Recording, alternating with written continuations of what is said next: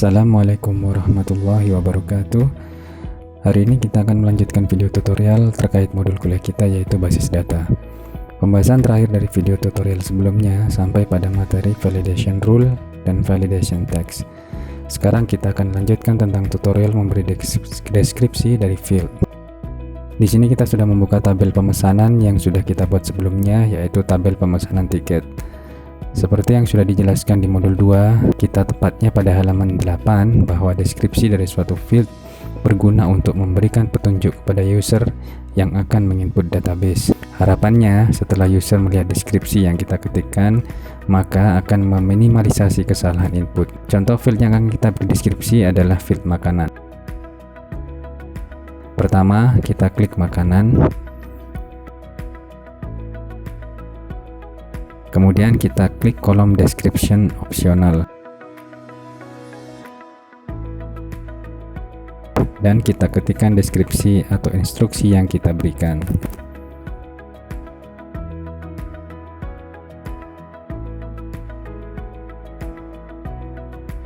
Inilah deskripsi yang menjelaskan kepada user bahwa jika penumpang memesan makanan maka kotak harus dicentang.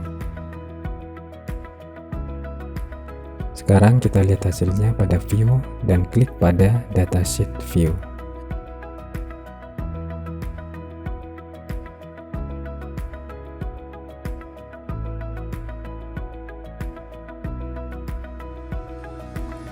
Sekarang mari kita coba isikan data.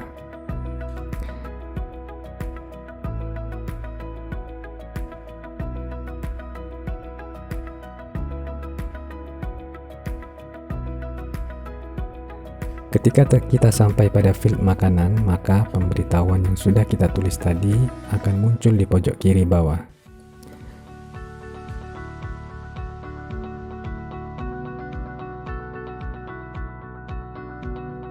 Terkadang kita ingin menambahkan field pada tabel yang sudah ada. Kita bisa menyisipkan field tambahan dengan fasilitas insert rows. Sebagai contoh, kita ingin menyisipkan field tanggal transaksi di bawah field nomor transaksi. Maka pertama kali yang kita lakukan adalah klik pada field di bawah field nomor transaksi, yaitu field nama depan. Kemudian lakukan klik kanan lalu pilih insert rows.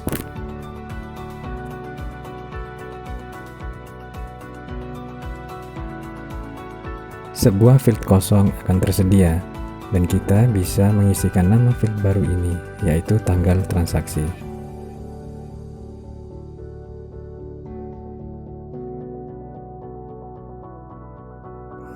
Sesuai dengan nama fieldnya, maka tipe data dari field ini adalah date and time, yaitu waktu dan tanggal.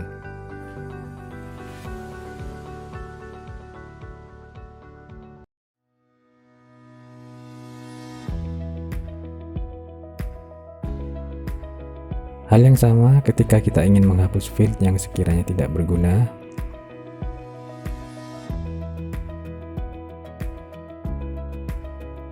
Kita bisa klik kanan field tersebut dan pilih delete rows.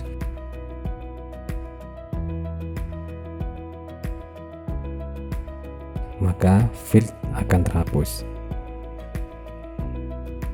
Sekarang kita akan beralih kepada pembahasan fasilitas nilai awal. Fasilitas nilai awal pada Microsoft Access berguna untuk memudahkan user dalam menginput data di suatu field. Sebagai contoh pada field kota keberangkatan, jika kita sebelumnya field ini kosong, maka kita bisa mengisinya dengan nilai awal.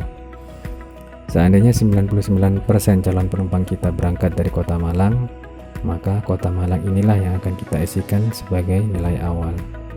Langkah pertama adalah klik field kota, lalu klik field properties default value,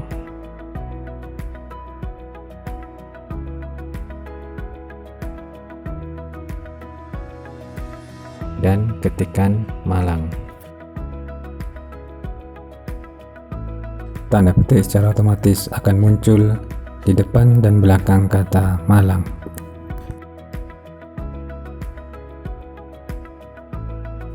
Cek hasilnya pada datasheet view. akan muncul pilihan Save the Table, kemudian pilih Yes. Maka kita bisa melihat kota Malang muncul di field kota keberangkatan walaupun belum ada data yang diinputkan. Sekarang mari kita coba lakukan penginputan data.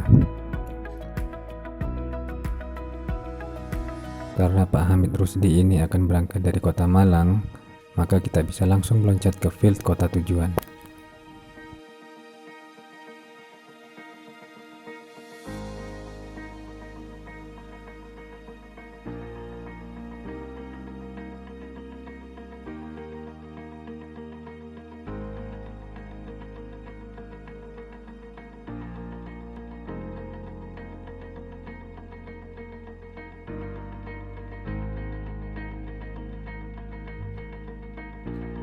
Sekarang kita masuk pada bahasan terakhir pada video tutorial kali ini, yaitu membuat drop down list. Sama seperti fasilitas nilai awal, drop down list dirancang untuk memudahkan user dalam menginput nilai di database. Seperti contoh, kita akan membuat drop down list dari field kota tujuan. Seperti yang sudah kita buat pada bahasan validation rule, kita membatasi field kota tujuan hanya pada 3 kota saja, yaitu Jakarta, Kalimantan, dan Surabaya.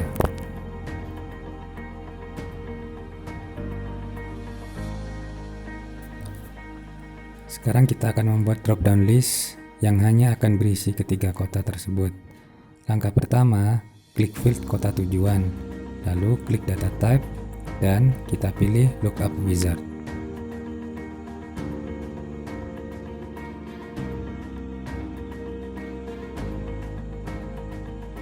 Seperti yang kita lihat, sebuah kotak peringatan muncul. Peringatan ini muncul karena field kota tujuan mempunyai tipe data long text. Drop down list tidak bisa dipakai untuk tipe data long text ini, maka kita harus merubahnya dulu menjadi short text.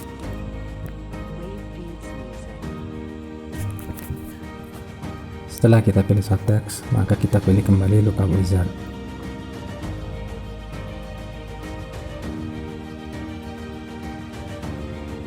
Muncul kotak dialog lookup wizard.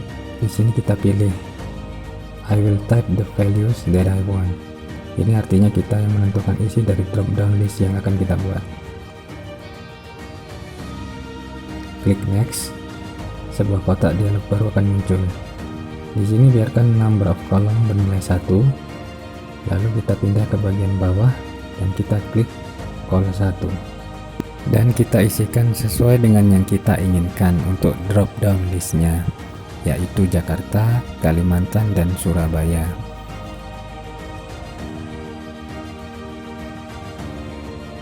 Kemudian klik next dan sebuah kotak dialog muncul lagi.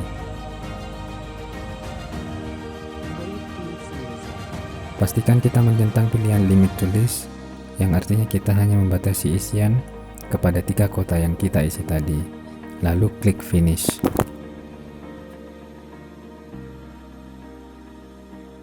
Sekarang kita cek hasilnya. Klik datasheet view, save table dengan melakukan klik pada yes. Lalu kita coba melakukan input data pada tabel kita.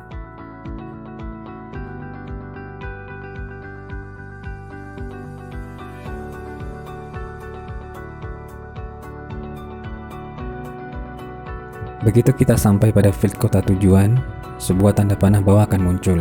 Klik tanda panah tersebut, maka akan muncul 3 nama kota tujuan yang sudah kita isikan tadi. Kita coba pilih Kalimantan. Nah, input data kita telah berhasil tanpa kita harus repot mengetikkan huruf satu persatu di field kota tujuan. Baik, sampai di sini dulu video tutorial kuliah basis data kita kali ini. Jangan lupa untuk selalu mencoba untuk mempraktekkan apa yang sudah kalian lihat. Untuk bahasan video tutorial berikutnya, kita akan mengupas tentang penggunaan form pada Microsoft Access. Terima kasih atas perhatiannya. Assalamualaikum warahmatullahi wabarakatuh.